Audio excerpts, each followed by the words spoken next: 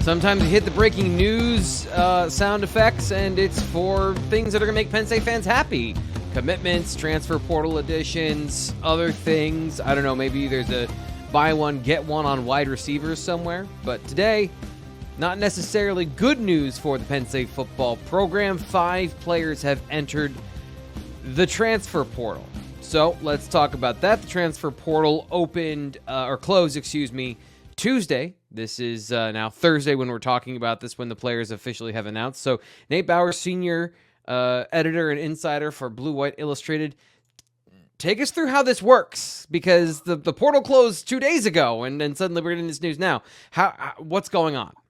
Yeah, I think it actually closed May 1st. I think it closed yesterday, Wednesday, and there is a 24 to 48 hour filing window. It doesn't matter. The point is, anybody that went into the transfer portal could have done so as of Wednesday, and so now you're seeing kind of the result of that, right? Is this egress of Penn State players. You've got let's see here, five today on top of the 3 that went into the portal previously in KeAndre Lambert-Smith, Davon, Townley, and Malik Meiga. Yep, so here on screen you can see here are the 5 players. Safety King Mack, receiver Malik McClain, running backs Montgomery and Kency Jr., and offensive lineman Golden Israel-Achumba. So those are the 5 players that entered the portal this week. So we'll talk about each of those in some level of detail. But Nate and I were actually having a conversation about the number 1 name on this list, which would be King Mack. King Mack entering the portal. I think there's football conversation to be had about whether or not this was a good idea for King from a football perspective. But the first thing I have, Nate, because of that, I personally believe there's very little football reason for him to enter the portal, both short and long term. So this has to be something else. Like what, T. Frank? What? Like NIL. What could you possibly be suggesting? NIL. Like there might have been there might have been some sort of incentive for him to put his name in the transfer portal as a player. But at the same time, I don't get this one, Nate. Convince me otherwise, if you can. Yeah, I get it. I think that it is clear that Jalen Reed, KJ Winston, and Zachy Wheatley are Penn State's primary safeties, right? That is who they intend on having on the field quite a bit this year. Does that mean that King Mack had, right, with the absence of Keaton Ellis, King Mack kind of naturally ascends into the 4th role, but I don't think he's and look, I'm the dumb one here for football. I'm using the safety spots interchangeably. I understand that there are nuances that you can get into. Jalen Reed will be on the field all the time, right? KJ Winston's going to be on the field quite a bit of time, and Zachy Wheatley is going to be on the field quite a bit too. And so I think that while it's not a 1-to-1 comparison of the rep counts last year under Manny Diaz's system coming over to Tom Allen, it's still fairly instructive in that Jalen Reed was 2nd on the team in defensive snaps last year. He had 533. KJ Winston was 3rd with 506. After that, you got to go all the way down to Wheatley had 257 as the 3rd, and Keaton Ellis was really actually kind of the 3rd at 229 over 12 games, right? Yeah. So I'm not saying that King Mack would not have had an opportunity to get his rep counts into the 200s, maybe even up to 300, but it is a fairly clear signal what the pecking order is, right? Where he stands is not there in that top 3. And I think because of that, you have the same conversation that literally everybody on the team had after the season, which is, all right, what is your playing time opportunity? Yeah. And how does that opportunity more? Yeah, but that's not, you are, sir, you are not dreaming big. You're not thinking high enough. So I know what you're saying. I know what you're saying about playing time and the obvious starters. But the counterpoint here is he was the starter in the blue-white game because KJ Winston was injured. Injuries happen in football.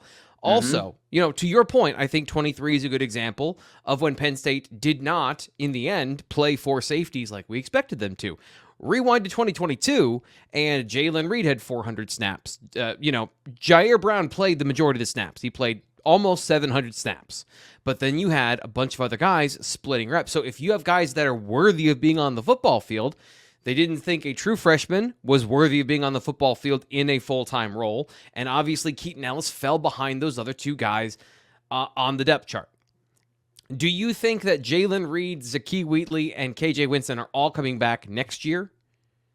No. And that's the devastating part of this for Penn State football is what the future implications are. It is, that's a huge loss for Penn State football to not have that future there. I just think that this is look, I'm speaking very broadly here because I am not familiar with King's specific situation, right? I don't know what he was asking for. I don't know what the NIL influence is externally or internally.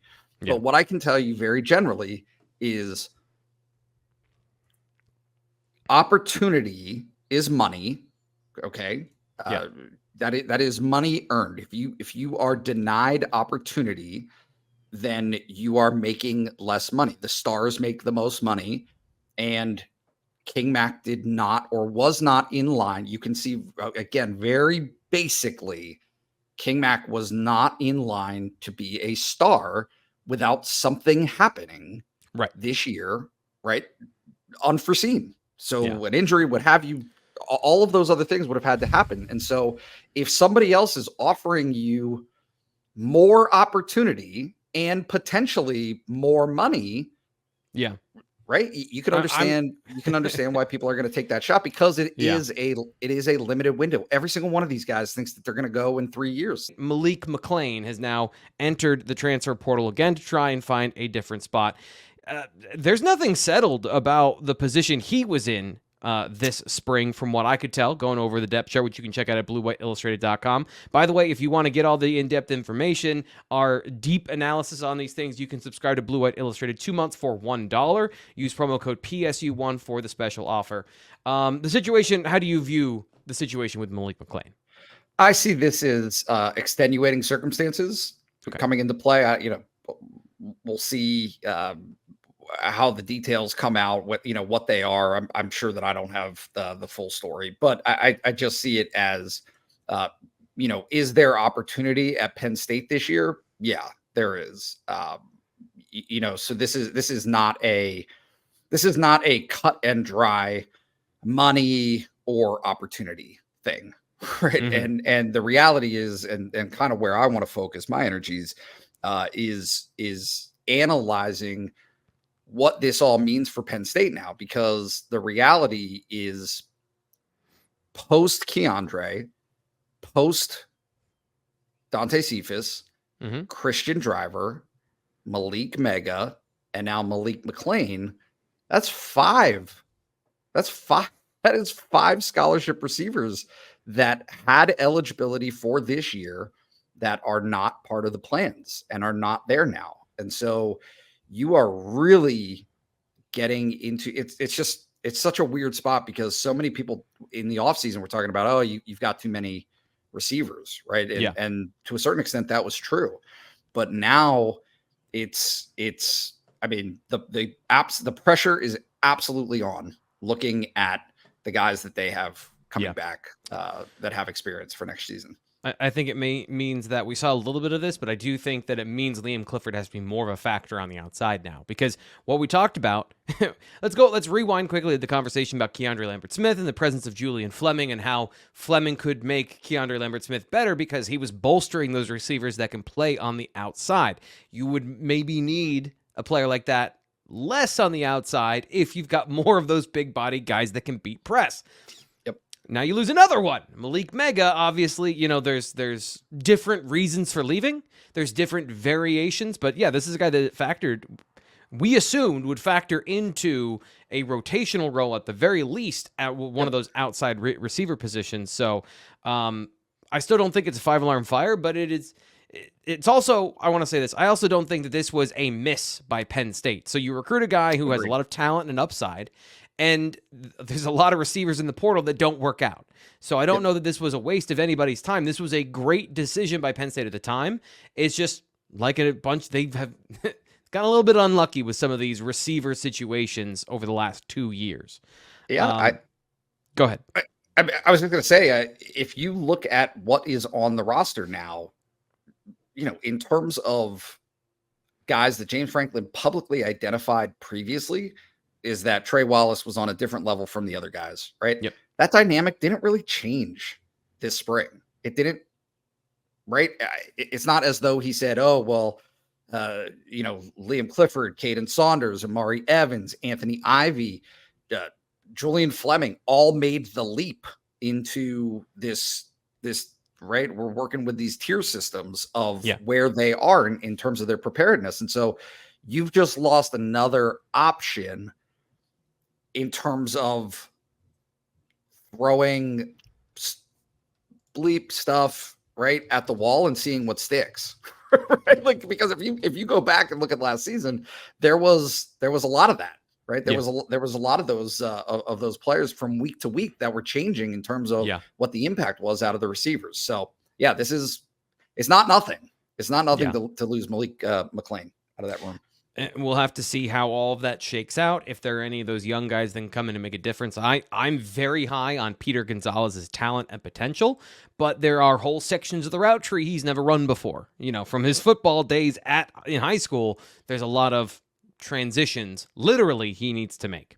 So the last couple guys we'll go through here, 2 running backs, London Montgomery, David Kency, 2 different paths to Penn State, but 2 guys coming in 2023 that are quickly exiting in 2024. This is how quickly we can change over a room thanks to recruiting, Nate. It seems like pretty clearly guys came here with an opportunity, a window after a big exodus in the transfer portal at the running back room, and now with a guy like Quentin Martin, there seems to be some attrition in that running back room from the lower parts.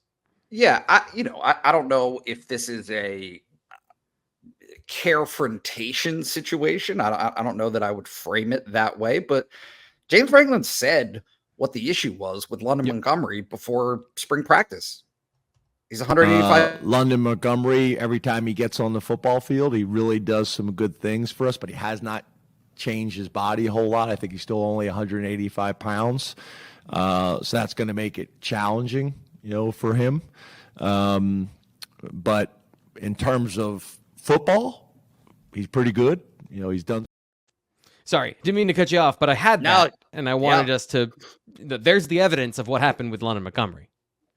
Yeah, don't take my word for it. It was right there. He said it, and so London he wasn't able to change his body, and so now I think that was probably expressed to him in those post spring practice meetings of, hey, this is where things need to be, and we have not seen evidence of that changing over your year in the program. So, I don't think overall Penn State has really any issue in terms of numbers. Obviously, Katron Allen, Nick Singleton are still your top 2 guys. That hasn't changed. Yeah. The dynamic of who's fighting for third, Cam Wallace or Quentin Martin, that hasn't changed. Yep. Right. And so now, okay, you've got a pretty good idea of what your 1, 2, 3, and 4 are going to be. And then you got a couple of walk-ons, right? That can fill out after that. So, and Corey Smith coming in the summer as well. Plus Corey factor Smith in that as well. Yep. Plus Corey Smith. Any final thoughts here about the 5 players that entered the portal today?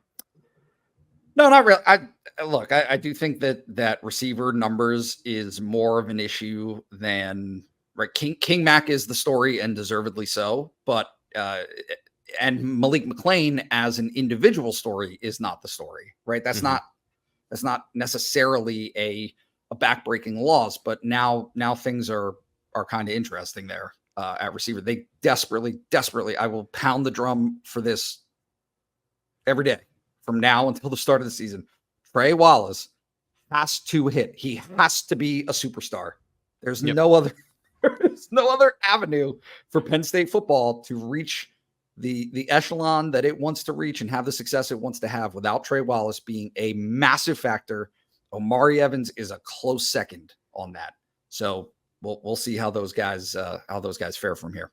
So if there are any other additions from the transfer portal, we assume that these are the final subtractions, but the transfer portal is still open. Who knows what's going to happen next? Make sure you subscribe to Blue White Illustrated here on YouTube so you're always around and you get our breaking news when it happens. Thanks again to Nate Bauer, Senior Editor of Blue White Illustrated. We'll be back with the next breaking news for you.